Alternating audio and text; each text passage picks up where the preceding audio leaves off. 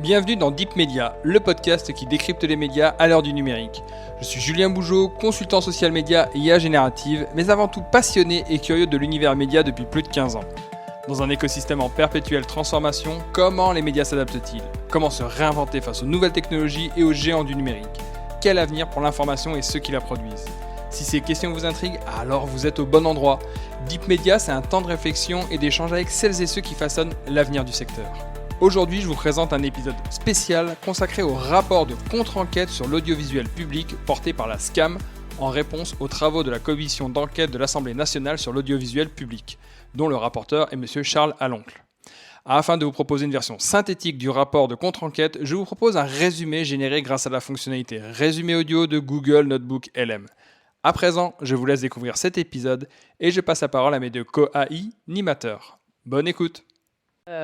Imaginons un employeur qui siphonne discrètement le réservoir de la voiture de fonction de son employé, qui lui confisque sa carte routière et pouf qu'il licencie direct parce qu'il tombe en panne sur l'autoroute. C'est un peu fou, non ? Ah bah c'est sûr que vu comme ça, c'est brutal, mais c'est exactement l'analogie qui ressort quand on se penche sur le sujet d'aujourd'hui. Ouais, parce qu'aujourd'hui, on fait une grosse plongée au cœur de l'audiovisuel public français. On analyse un rapport de contre-enquête de la SCAM qui est sorti en avril 2026. Un rapport qui répond de manière assez frontale d'ailleurs à la fameuse commission d'enquête de l'Assemblée nationale qui était dirigée par Charles Aloncle. Exactement. Et notre mission ici, c'est de décortiquer tout ça de manière totalement impartiale. On va regarder les faits, les arguments économiques, les cas concrets, sans prendre parti, juste pour bien comprendre. Et pour comprendre, faut d'abord parler du nerf de la guerre, l'argent. Le rapport Aloncle pointait du doigt une, je cite, « gabegie financière » avec un déficit de 81 millions d'euros sur 8 ans. 81 millions, ouais, ça paraît énorme, dit comme ça. C'est le chiffre choc. Sauf que la SCAM, en s'appuyant sur les données de la Cour des comptes, apporte une nuance de taille.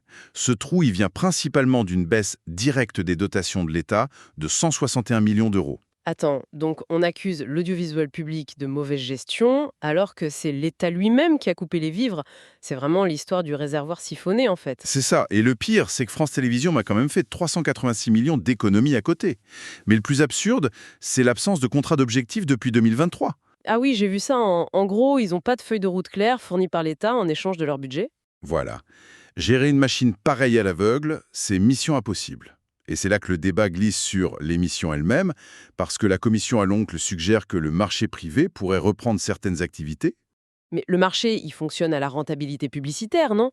Je vois mal une chaîne privée bloquer 30 heures d'antenne le week-end pour le Téléthon, sans retour sur investissement immédiat. Bah oui, c'est impensable. Et pourtant, le Téléthon, le 2024, a rapporté 96,5 millions d'euros pour la recherche médicale. Pareil pour des émissions inclusives comme Le Papotin. Le privé financera jamais ça spontanément. C'est clair. Et quid de l'investigation ? Parce que maintenir des journalistes sur des enquêtes pendant des mois, ça coûte une fortune. Ah c'est l'autre grand perdant, si on rentre dans une logique purement marchande. Le service public, c'est des cellules d'investigation lourdes qui ont sorti des scandales énormes. Les eaux Nestlé, les airbags Takata, ou encore les polluants éternels PAS révélés par Radio France. Ouais, des enquêtes qui ont un vrai impact sur notre santé et qui forgent la confiance du public. Surtout qu'en ce moment, l'information, c'est devenu un vrai champ de bataille. Totalement. La France, c'est le deuxième pays européen le plus ciblé par la désinformation étrangère. On fait face à des usines à fausses nouvelles massives, genre les réseaux russes Portal Combat, ou des deepfakes bluffants de journalistes de France 24. Ah, les deepfakes, c'est terrifiant. Et la SCAM dit justement qu'affaiblir l'audiovisuel public en ce moment, c'est en gros un désarmement unilatéral en pleine guerre de l'information. Exactement. C'est une question de souveraineté. Mais pourtant, la commission Aloncle a quand même mis le doigt sur des vrais problèmes de partialité, non ? Genre la vidéo volée entre Thomas Legrand et Patrick Cohen, ou les prises de position de Samuel Etienne sur Twitch. C'est pas des inventions. Non, c'est vrai. Et le contre-rapport nie pas du tout l'existence de ces épisodes. Ce qu'il dénonce, c'est la méthode de la commission qu'il qualifie de cherry picking. Du picorage, en fait. Voilà. Ils ont pris une douzaine d'anecdotes isolées pour démontrer un biais systémique. Sauf qu'ils ignorent délibérément 99,99% des 97 millions d'heures de programmes diffusés sur la décennie. Ah ouais, d'accord. Déduire une ligne éditoriale globale à partir de ça, ça pose un vrai souci de rigueur intellectuelle, quoi. C'est tout le problème. Et finalement, ce grand débat, il permet de chiffrer la valeur de tout cet écosystème. Actuellement, l'audiovisuel public, ça coûte 57 € par an et par habitant. Ce qui n'est pas énorme pour un espace d'information maintenu hors de l'influence des GAFAM et des grands groupes privés. C'est l'arbitrage fondamental entre rationaliser les dépenses et préserver un rempart démocratique. Ouais, ça donne à réfléchir. Et ça m'amène à une dernière pensée un peu provocatrice pour ceux qui nous écoutent. Je t'en prie, vas-y.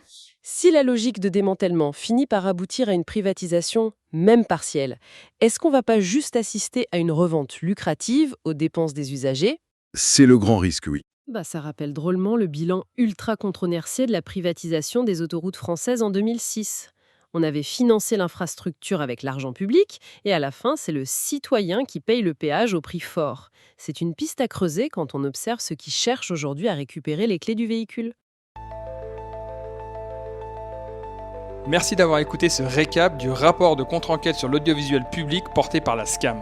Je suis preneur de tous vos retours à propos de ce format. Je vous donne rendez-vous prochainement pour de nouvelles interviews inédites où l'on va continuer d'explorer le futur des médias à l'heure du numérique. En attendant, pour ne pas manquer les prochains épisodes, abonnez-vous à ce podcast et mettez les commentaires et les étoiles adéquates.